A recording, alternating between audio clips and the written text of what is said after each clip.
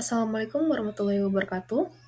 Hi, my name is Safira Dyah Dewi, and in this video, I will present the findings of my study related in psycholinguistic. At the heart of psycholinguistic lies fascinating questions. How does the language we speak shape the way we think, remember, and tell our stories? For bilinguals, this question becomes even more intriguing because they have not one but two linguistic systems at their disposal. When a bilingual person recalls a personal memory, they face a unique cognitive task that is retrieving that memory and reconstructing it if verbally using one of their available languages. This process raises a fundamental questions. Do bilinguals structure their story differently depending on which language they use? And in this study, we explore exactly that question by examining how one Indonesian English bilinguals tells the same personal stories in Indonesia versus English, and what these differences reveal about their intricate connection between language, memory, and identity. And let's move on to the next, which is the research question.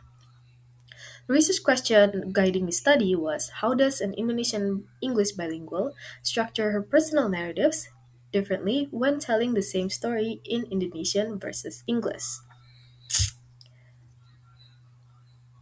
This matters for four reasons. First, it helps us understand how bilingual memory works. Are memories stored in specific languages or in a shared system? Second, it has practical applications in therapy, education, and cross cultural settings. Third, in our increasingly multilingual world, understanding this helps us appreciate the complex inner lives of bilingual speakers. And fourth, it reveals fundamental flexibility in human cognition. Researchers call this language dependent memory, the idea that memories are retrieved differently depending on the language they use at the time. Here's the participant of the study is Anafi. She's a 20-year-old Indonesian student studying in Taiwan.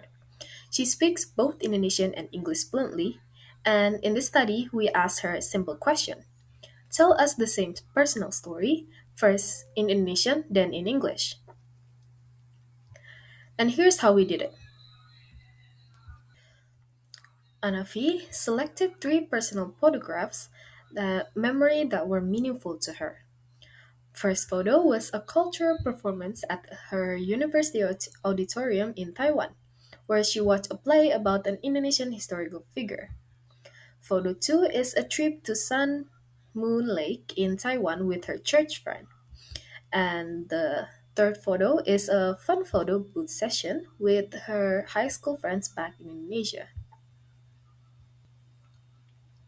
We asked her to tell the story behind each photo, and then we analyzed the structure of her narratives using something called Labo's framework, looking at four components: orientation or setting the scene, the complicating action or sequence of events, evaluation of emotional commentary, and resolution on how the story ends.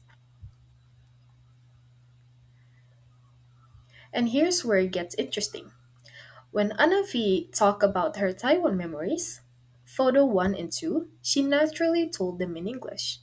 But when she talked about her Indonesian memory in photo 3, she naturally shifted to Indonesia. This supports a concept of called the encoding specificity principle that memories are more accessible when the language at retrieval matches the language at encoding. Since Anavi uses English daily in Taiwan, those memories are more naturally retrieved in English. But it goes deeper than that. In English, Anavi's evaluation were analytical and self-reflective. She used phrases like sense of belonging, stepping outside of my comfort zone, and English became her tool for abstract meaning making. In Indonesian narrative, her evaluation were visceral and immediate. Phrases like chaos parah and langsung connect. direct emotional expression that feel more spontaneous and connected to the moment.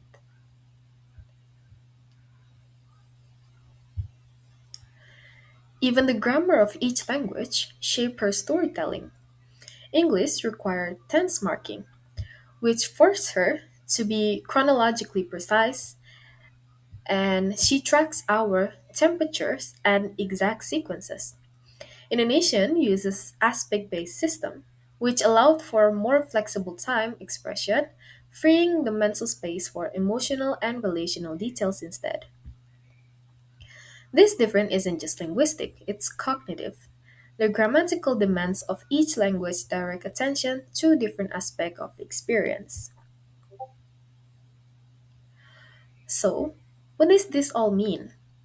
When we look through at Anovi's story through three theoretical lenses, the language dependent memory, bilingualism study, and narrative theory, a complete picture emerge.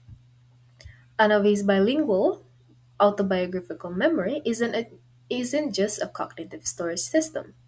It's a dynamic resource for creating meaning and constructing identity. When she switches language, she's not just switching words, she's switching emotional register, cultural frame, and narrative convention.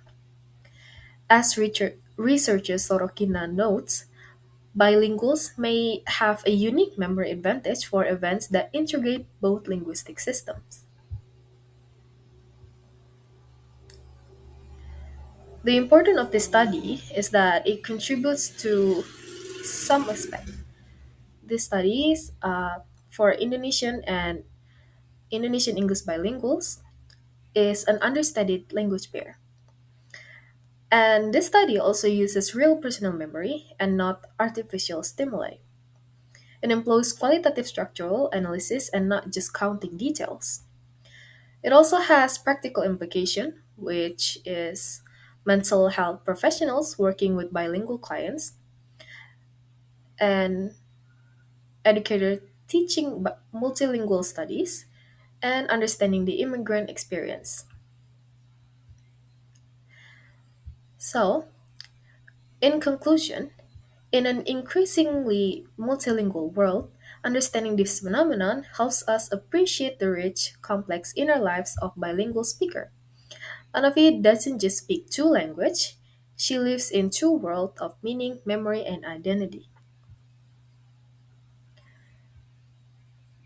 Thank you for watching. This study offers just a glimpse into fascinating intersection of language, memory, and identity, which an area of research that continues to reveal new insight about the human mind.